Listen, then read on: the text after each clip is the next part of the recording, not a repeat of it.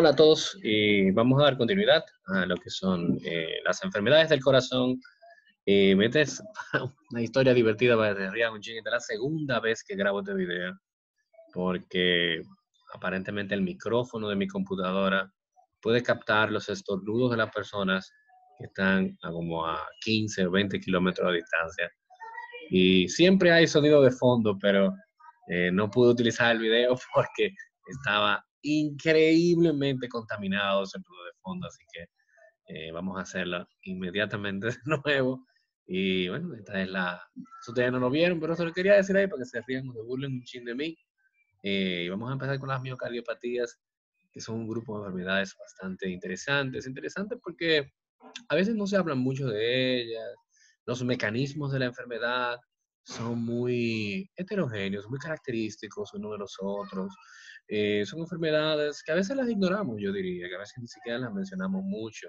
De hecho, la sintomatología muchas veces se asemeja tanto al fallo cardíaco, a la insuficiencia cardíaca, que a veces simplemente la atribuimos dentro de ellas y la ignoramos completamente. Pero como el nombre sugiere, son enfermedades que van a afectar el músculo cardíaco. Y no solo si ya tienes algo que afecta el músculo cardíaco, pues deberías esperar que la fuerza contráctil del mismo sea afectada. Y si la fuerza contráctil del mismo está afectada, la capacidad del corazón de eyectar sangre va a ser afectada. Y si el corazón eyecta menos sangre, por lo tanto el gasto cardíaco también va a estar reducido. Y el gasto cardíaco, como recuerdan, es la cantidad de sangre que bombea el corazón por minuto. Y si el corazón bombea menos sangre, por cualquier defecto que sea, en este caso, fallo en el músculo cardíaco, vamos a tener problemas porque los tejidos van a recibir menos nutrientes. Específicamente, ¿cuál nutriente pudiera ser? El oxígeno, ¿verdad? Ya ustedes se pueden empezar a imaginar ya la compleja cantidad de sintomatologías. ¿Y por qué les había mencionado hace un ratito que pudiéramos asimilarlo mucho al fallo cardíaco, donde el problema es precisamente una, una incapacidad del corazón de abastecer las necesidades nutricionales y metabólicas del cuerpo? Las miocardiopatías, para su estudio, ustedes pudieran encontrar 1 millón de divisiones. A mí no me interesa que encontremos 1 millón. Vamos a estudiar las 3 más frecuentes. Número 1, la dilatada, la más frecuente, la que le sigue en frecuencia, la miocardiopatía hipertrófica y por último, la miocardiopatía restrictiva. Esa va a ser básicamente el enfoque de este video. Yo sé que ustedes pudieran argumentar, hay más de ahí, doctor, hay más de ahí, profesor, pero eso no es lo que vamos a estar revisando. La idea no es hacer una revisión tan exhaustiva, sino más bien sumarizar o resumir las características más importantes. Así que vamos a darle para allá. La miocardiopatía dilatada no isquémica es una enfermedad muy interesante, chicos, porque no es solo una enfermedad, sino un espectro de condiciones. De hecho, ustedes pueden ver que las dilatadas, si se ponen a buscar, la pudieran subclasificar en más. Yo no lo voy a hacer así.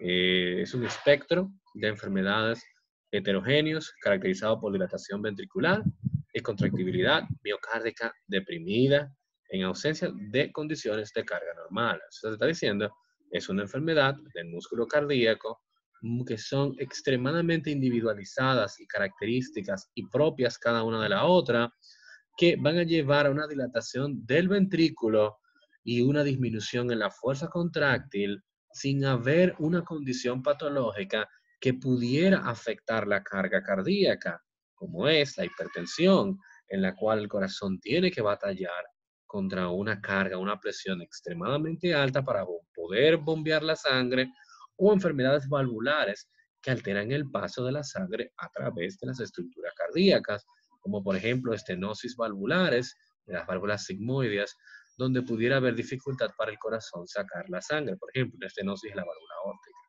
Ese no es el caso aquí. No tenemos ni hipertensión, ni tenemos enfermedad valvular, ni tampoco es necesario tener una enfermedad isquémica. ¿Okay? Por lo tanto, es extremadamente extraño, sin tener estas 3 cosas, llegar a una situación como esta. ¿Okay? Es la miocardiopatía más común de todas y en generalizada de las cardiomiopatías que aparecen es también la más común en pacientes jóvenes. 25% de las cardiomiopatías en pacientes jóvenes van a ser, bueno, cardiomiopatía dilatada. Las causas más comunes son dos, y son un poco graciosas, porque una es enfermedad coronaria y la otra es no sé. Una es coronaria y la otra es idiopática. Ahora bien, hay más causas. Los tipos genéticos de cardiopatía ocupan el 25 al 35%. No son lo más frecuente, pero es un número bastante importante. También, si tienes un paciente que haya tenido un evento de un proceso inflamatorio en el músculo cardíaco, alias una miocarditis, eso puede darle, pues sin duda alguna, un factor de riesgo bastante importante, no el más común, pero bastante importante para poder degenerar a una miocardiopatía dilatada. También los pacientes que consumen alcohol tienen un 15 a 40% de riesgo de desarrollar la miocardiopatía dilatada. Y la pregunta es, bueno, ¿por qué? Hasta ahora hay dos mecanismos propuestos. Número uno, tal vez es una toxicidad directa del alcohol sobre el músculo cardíaco. Puede ser. Número dos, tal vez es la disminución de la tiamina, característica en los pacientes o en las personas que consumen alcohol en exceso. Y si ustedes recuerdan de fisiología, una disminución en la tiamina puede llevar a una disminución en la producción de ATP, energía biológica. Y si ustedes ya se están imaginando que hay un problema con que no se produzca ATP, bueno, pues si lo hay, chicos, vamos a tener problemas con la contractibilidad cardíaca. ¿Ustedes creen que se necesita ATP para contraer el músculo cardíaco? Les aseguro que sí. Por lo tanto, o es el defecto tóxico directo o es una alteración en la producción de energía que impide la contractibilidad. Algunos medicamentos como la doxorubicina, la daunorubicina y las ciclofosfamidas, medicamentos que utilizan para neoplasia, para tratamientos de cáncer, con efectos secundarios severos, pueden llegar a dañar el corazón, por lo tanto necesitan una atención bastante cercana por parte del médico, y también drogas recreacionales como la cocaína, están asociadas también a cardiomiopatías, en este caso dilatada, no isquémica. El periodo puerperal, que es el periodo que va luego del parto, en obstetricia ustedes van a aprender que usualmente se trata de los primeros 42 días o 6 semanas posterior al parto. Sin embargo, algunas personas discuten que también puerperio incluye el primer año completo luego del parto. Eso pudiera ser discutible. Sin embargo, en el puerperio puede aparecer en ese periodo esta condición. Sin, también, aunque no lo crean, durante el embarazo, en el tercer trimestre, se han reportado casos también de esta enfermedad. Y en enfermedades endócrinas asociadas al embarazo también pudieran aparecer. Esto incluye la acromegalia. La acromegalia es un tumor hipofisiario productor de hormona de crecimiento que ocurre luego de la pubertad. Y ustedes dirán, bueno, ¿por qué es importante que sea luego de la pubertad? Porque la acromegalia es un tipo de gigantismo en el cual las epífisis o centros de crecimiento de los huesos largos ya están cerrados. Por lo tanto, a pesar de que le eches toda la hormona de crecimiento que quieras de tu tumor, los huesos largos, alias el fémur, ¿verdad? Que sí, el húmero no van a crecer, ¿verdad? Perdón, sí, bueno, el fémur no van a crecer, sino que lo que va a crecer son las manos, van a crecer los pies y van a crecer la cara, va a crecer también. Va a haber crecimiento de la lengua, macroglosia, de la mandíbula inferior, que van a haber crecimiento, pero no va a ser ese gigantismo que ustedes conocen. Va a haber un crecimiento lineal excesivo. También el corazón mixedematoso, que es una complicación de una complicación, una complicación de una complicación, una complicación de una complicación de un hipotiroidismo primario en muchos casos. Por fortuna, el mixedema tiroideo, que es la complicación más severa del hipotiroidismo, no es muy común. De hecho, yo en mi vida, que soy endocrinólogo reproductivo, he visto uno de ellos. He visto hipotiroidismo, muchísimos. Mixedema tiroideo, para nada. Y el mixedema tiroideo, a pesar de ser raro, al que le da, bueno, la tasa de mortalidad es bastante alta.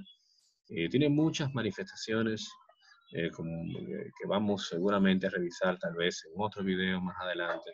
Pero el corazón mixedematoso es un tipo de cardiomiopatía dilatada, bastante peligroso y puede estar asociado a la muerte de estos pacientes también. ¿Okay? Básicamente va a haber una disminución generalizada de la contractibilidad, generalizada el corazón entero, generalizada el corazón entero, ¿ok? Y esto va a llevar a un agrandamiento global del corazón. Pues sí, chicos, es un agrandamiento generalizado del corazón. No está enfocado ni en una aurícula, ni en un ventrículo, ni en el tabique, ni en ningún lado específico, sino que va a llevar a un agrandamiento global del corazón con una disminución generalizada del corazón completo. ¿Ok? Entre los hallazgos clínicos, entre los hallazgos clínicos que podemos presentar está el agrandamiento del corazón. Vamos a tener signos y síntomas de lo que es la insuficiencia cardíaca. Pues sí, chicos, entre los hallazgos clínicos vamos a tener agrandamiento del corazón generalizado, como hemos hablado. Vamos a tener signos y síntomas del fallo cardíaco, consecuencias de esa debilidad. Una debilidad que va a disminuir la capacidad eyectoria, va a disminuir la capacidad del corazón poder hacer su trabajo. Por eso va a tener sintomatología de fallo cardíaco. Va a tener una disminución de la potencia del pulso. Y cuando digo disminución de la potencia del pulso, no es que el pulso disminuye en frecuencia, yo no me estoy equivocando. Disminuye en potencia. Y ustedes dirán, bueno, pero ¿por qué?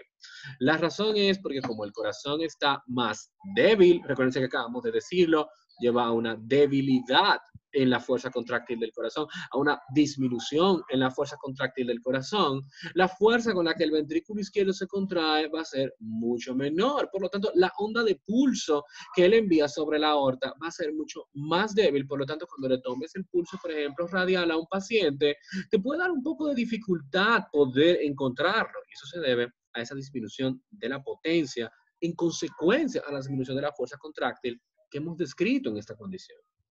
También se ha asociado a arritmias como los bloqueos de rama. El diagnóstico, un ecocardiograma. En el ecocardiograma, una fracción de eyección disminuida. Usualmente, para que lo tengan en perspectiva, los pacientes presentan una disminución de la fracción de eyección menor a un 45%, cuando lo normal es que esté en más de 55%. ¿Ok? La radiografía de tórax posterior anterior no es un diagnóstico, pero nos va a mostrar el agrandamiento del corazón. No es un diagnóstico porque si sola no nos va a distinguir entre una cosa y la otra, simplemente una cardiomegalia. Ahora, para tú sostener tu diagnóstico y ayudar tu diagnóstico, pues puede ser bastante útil. Aquí podemos ver los diferentes tipos de miocardiopatías. Evidentemente, podemos ver que en esta segunda, aquí podemos una normal, un corazón normal, pero podemos ver aquí en esta segunda imagen que la miocardiopatía dilatada es el corazón, bueno, más grande de estos cuatro. Y como habíamos dicho, la característica es un agrandamiento generalizado, un agrandamiento global, con una pérdida de contractibilidad generalizada y global también. ¿Okay? Por eso ven que de todos los corazones que ven acá, el más grande, el más dilatado va a ser este. Pero también se fijan que al haber tan poca fuerza de contractibilidad en el corazón, cuando los ventrículos se contraen, no consiguen vaciar toda su sangre y hay sangre que se queda reservada o hay sangre que se queda estancada. Y si ustedes viajan en su mente a anatomía patológica, se van a recordar en el tema 5 de patología de Robbins, de coagulación de la sangre, que la tríada de Virchow dice que uno de sus acápites que promueve la coagulación de la sangre es el estancamiento y el éxtasis sanguíneo. Y esto es éxtasis sanguíneo. No será en un vaso, no será en una vena. Dentro de la misma cavidad cardíaca, la sangre se está quedando ahí estancada y esto promueve que se active las plaquetas y empiecen a formar un trombo, en este caso, un trombo mural. ¿Por qué mural? Porque no obstruye completamente una luz, sino que simplemente está apegado a una capa. ¿Que se pueden soltar fragmentos de él y formar émbolos? Seguro que sí. Ahí tenemos un trombo mural. Y aquí podemos ver las otras dos cardiomiopatías que vamos a hablar, ¿verdad? La hipertrófica, como podemos ver aquí, sí hay un engrosamiento de las paredes, especialmente ubicado, no es el único lugar, pero especialmente ubicado por este crecimiento asimétrico del tabique interventricular, que va a ir con el tiempo, no solamente disminuyendo, como pueden ver, el espacio del ventrículo, cómo va a estar muy disminuido, muy disminuido. Y está muy disminuido porque las paredes están muy gruesas, hipertróficas, ¿verdad? Y eso va a disminuir la capacidad del ventrículo, en este caso, de poder llenarse. O sea, se va a llenar mucho más rápido de lo normal. La sangre no va a ser suficiente para abastecer las necesidades porque el ventrículo, bueno, pues su capacidad de diástole, su capacidad de llenado, está siendo sacrificada por estas paredes ventriculares tan gruesas, ¿ok? En algunos casos, esta enfermedad se puede complicar con obstrucciones del canal de salida secundario a lo que es un sobrecrecimiento aquí del tabique interventricular y con la ayuda de la retracción de la cúspide anterior de la válvula mitral que pudieran obstruir la salida hacia la aorta. Y la cardiopatía restrictiva es la menos común. Aquí no hay una hipertrofia per se, sino que el tejido del corazón va a ser intercambiado por tejido no distensible, por tejido fibrótico, está fuertemente asociado a cirugías, a fibrosis post cirugía de corazón y a enfermedades como la amiloidosis también, en los niños la fibrolastosis, donde el tejido se vuelve tan denso, tan espeso, tan poco distensible, que no permite que el mismo, valga la redundancia, se distienda durante la diástole y por lo tanto va a producir también un defecto diastólico importante. Pero vamos a hablar un poco más de la hipertrófica. Es un trastorno primario del músculo cardíaco caracterizado por hipertrofia miocárdica inapropiada de un ventrículo izquierdo no dilatado en ausencia de una enfermedad cardiovascular o una enfermedad sistémica. Es la segunda más común de las miocardiopatías luego de la dilatada y es la causa más común de muerte súbita en jóvenes atletas, con una prevalencia general de 1 sobre 500. La forma familiar es la más frecuente y ocurre más comúnmente en personas jóvenes, mientras que la forma esporádica es menos frecuente y ocurre en personas o adultos mayores.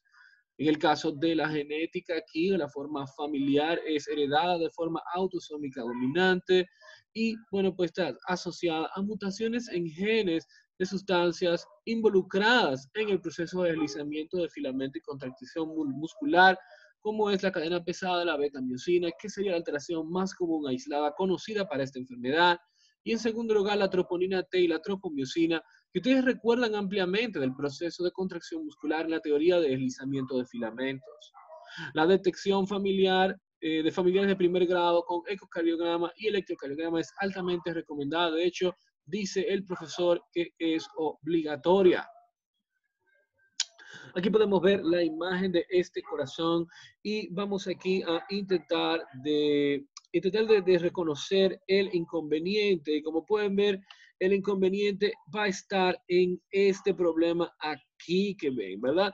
Este pequeño canal que se supone que es el canal de salida donde el ventrículo izquierdo se va a conectar con la aorta, como pueden ver aquí, se está poniendo muy estrecho, ¿verdad? Se está poniendo muy estrecho.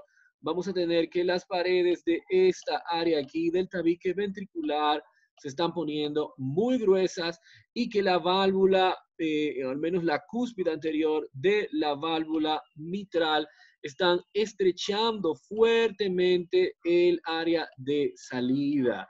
Y va a llegar un momento, como pueden ver aquí, que no van a permitir casi nada de espacio para la salida de la sangre a través de lo que es el ventrículo, ¿verdad? Y bueno, pues ya esto explicaría mucho. Sin embargo, chicos, esta obstrucción que ustedes ven ahí no siempre ocurre en la miocardiopatía hipertrófica. Usualmente lo que sí siempre ocurre es que el ventrículo izquierdo va a ver comprometida su capacidad de poder llenarse. ¿Por qué va a estar comprometida? Bueno, chicos, recuérdense que la pared está muy gruesa y de por sí, fíjense qué pequeño es el espacio de la cavidad ventricular izquierda. Cuando la aurícula izquierda empieza a vaciar su sangre, como es tan poquito espacio, como no se distiende la pared por tanta hipertrofia, pues va a ser muy poca sangre la que va a llegar aquí. Y si le sumas a eso, acá hay poca sangre aquí, y que hay una pequeña obstrucción acá, pues la capacidad de él poder eyectar sangre se va a ver marcadamente reducida. De ahí la sintomatología de insuficiencia cardíaca que hablábamos previamente. La hipertrofia del miocardio en particular, usualmente proporcionalmente mayor en el área del tabique interventricular o septum interventricular, en comparación contra la pared libre del ventrículo izquierdo, que pudiese pasar el problema de este lado, pero usualmente está enfocado aquí, va a mecánicamente obstruir el área de salida, pero no lo hace siempre. Sin embargo, cuando ocurre, no es solamente el tabique que lo hace, sino que lo hace en conjunto con la cúspide anterior de la válvula mitral. Y en conjunto, como vemos en la imagen, van a reducir mucho lo que es el área de salida un poco antes de donde está ubicada la válvula aórtica y la entrada de la aorta. También alteración en las miofibrillas, en los filamentos pueden estar presentes. Hablábamos ahorita de esos efectos con la tropomiosina, con la troponina, la cadena beta, de la beta-miosina, y son importantes porque si hay una alteración en este sistema, bueno, pues esto puede llevar fuertemente a alteraciones de la conducción, a disritmias que pueden ser potencialmente letales. Recuerden que dijimos que esta enfermedad está asociada a muerte súbita en atletas jóvenes.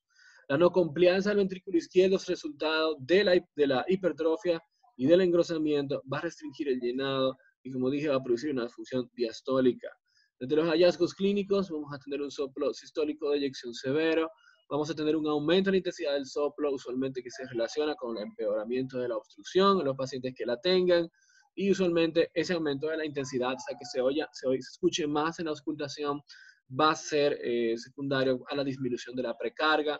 Algunas maniobras, como la maniobra de Valsalva, que eleva la presión intratorácica, así también como el uso de medicamentos inotrópicos positivos que aumentan la contractibilidad del corazón, pudieran también disminuir la precarga y por lo tanto van a aumentar la intensidad del soplo. Sin embargo, el soplo también por la forma contraria puede disminuir su intensidad, que habla de la mejora de la obstrucción, cuando hay un aumento de la precarga, y esto puede darse en personas cuando se reclinan, cuando están haciendo sentadillas, cuando abren y cierran las manos continuamente también, y cuando se utilizan beta bloqueadores, ¿verdad? Que mejoran la contractibilidad en este caso, perdón, que estimulan el corazón, o más bien que bloquean, he dicho todo, que bloquean la estimulación de la adrenalina sobre el corazón, relajando, ¿verdad? Un poco más la musculatura cardíaca. También se puede asociar a la angina y al síncope con el ejercicio y a la muerte súbita por arritmias letales como la taquicardia ventricular y la fibrilación. Por último, la cardiomiopatía restrictiva se caracteriza por un miocardio que se ha puesto duro, se ha puesto rígido. Usualmente esto es secundario a procesos fibróticos. La asociación más frecuente que tiene esta enfermedad es la amiloidosis y luego, como le había dicho al inicio, fibrosis del miocardio por cirugía e inclusive por radioterapia.